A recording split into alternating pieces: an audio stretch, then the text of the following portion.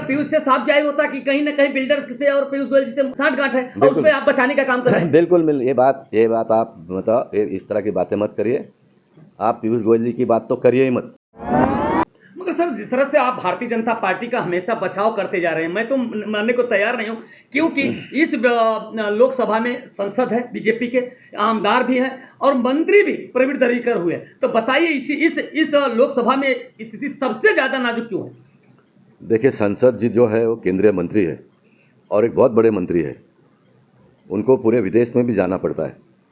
संसद रोज यहाँ पर आपको मिलेंगे नहीं, मैं कहता हूँ। पीयूष गोयल जी तो कैबिनेट में है, मतलब केंद्र में है, वो तो चाहे तो अगर बैठे ये मुद्दे को तो हमेशा के लिए खत्म कर सकते हैं। मगर पीयूष से साफ जाहिर होता कि कहीं ना कहीं बिल्डर्स से और पीयूष गोयल जी से साठगांठ है और उसमें आप बचाने का काम कर रहे हैं। बिल्कुल ये बात आप मतलब इस तरह की बातें मत करिए।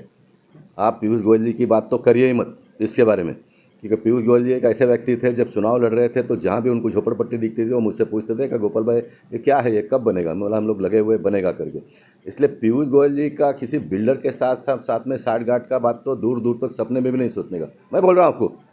मैं आपको बोल रहा हूँ सपने में भी नहीं सोचने का। हाँ, लोग डरते हैं आप जैसे नेता, जब उनसे अभी मैं तो यही आपको आरोप लगाऊंगा कि आप भी डरते हैं उनसे। कौन आप बोलेगा? आप भी डरते हैं उनसे। कौन बोलेगा? तो फिर मैं भी ऐसा कहूँगा कि आज आप अशोक जैन की सुपारी लेकर मेरे पास आए हो, मेरी आवाज़ को दबाने का आप प्रयास कर रहे हो, लेकिन मैं आपको बताता हूँ मैं आवाज़ बिल्कुल डरूंगा नहीं। ऐसे अशोक जैन जैसे व्यक्ति को मैंने 35 साल में बहुत सारे देखे। सोचिए ना साहब, अगर ये 2 महीने 3 महीने से मुद्दा चल रहा है, अगर आपका एमपी नहीं दिखाई पड़ा, आपका आमदार नहीं दिखाई पड़ा, तो सर क्या जाहिर करता? पब्लिक बोलती है, मुंह नहीं डरते हैं लोग। मेरा एमपी ने मुझे और बाकी सारे विधायकों को, नगर सेवकों को पावर ऑफ अटर्नी दिया है कि खुलकर काम करो, किसी का भी नुकसान नहीं होना चाहिए।